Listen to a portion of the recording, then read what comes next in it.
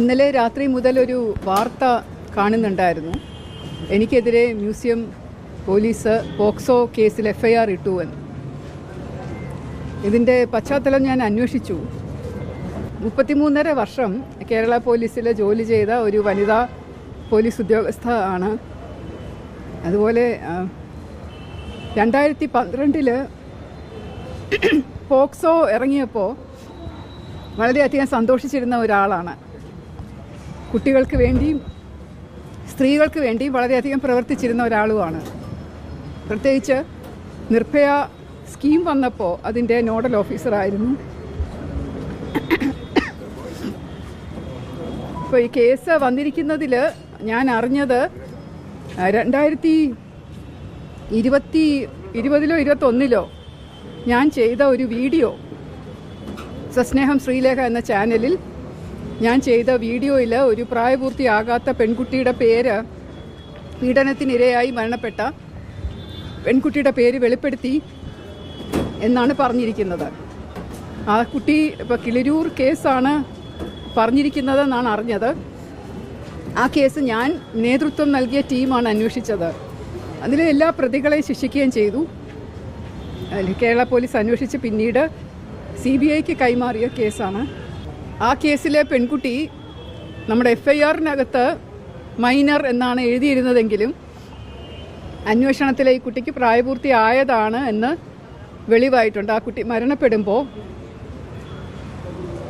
അതിൻ്റെ പ്രായം 2003-ലാണെന്നാണ് എൻ്റെ ഓർമ്മ. 2002 രജിസ്റ്റർ ചെയ്ത കേസ് 2003 പെൺകുഞ്ഞ് മരിച്ചുപോയി. അപ്പോൾ അതിൻ്റെ പ്രായം 20-നോട് അടുപ്പിച്ചിട്ടുണ്ടായിരുന്നു.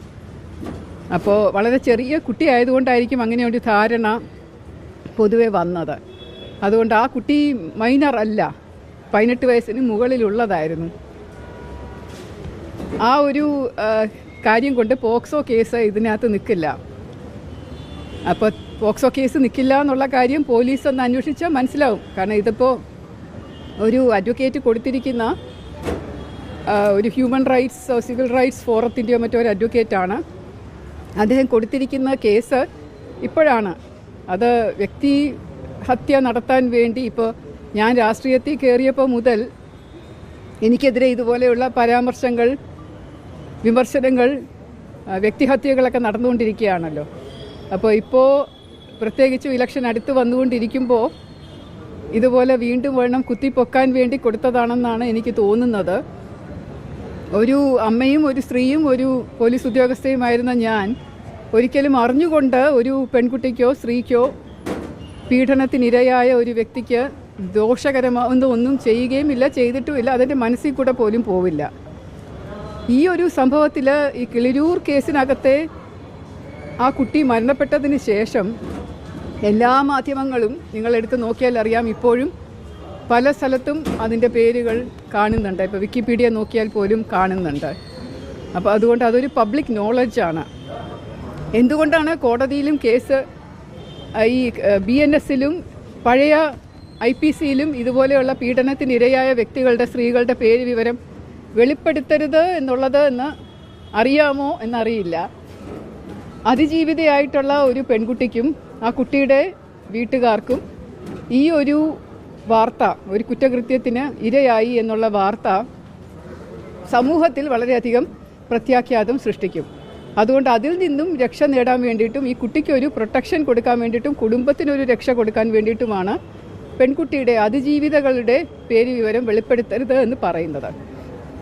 പക്ഷെ മരണപ്പെട്ട് കഴിഞ്ഞാൽ കുറേ വർഷങ്ങൾക്ക് ശേഷം, ഇത് എല്ലാവർക്കും അറിയാവുന്ന ഒരു വാർത്തയായ ശേഷം, മരണപ്പെടുന്ന ഒരു വ്യക്തിയോടുള്ള ആദര സൂചകമായി നമ്മൾ എല്ലാ വർഷവും മെഴുകുതിരികളും ആദരാഞ്ജലികളും അർപ്പിച്ചു പോകുന്ന ഒരു സമയമുള്ളപ്പോൾ ആ ഒരു വിവരം പുറത്ത് പറയുന്നത്, അല്ലെങ്കിൽ ആ ഒരു പേര് പുറത്ത് വരുന്നത് ആരെയും മാനസികമായി, അല്ലെങ്കിൽ ആ കുട്ടിക്കോ അല്ലെങ്കിൽ മറ്റുള്ളവർക്കോ ഒരു വിരോധം, ഒരു വിഷമം തോന്നേണ്ട കാര്യമില്ല.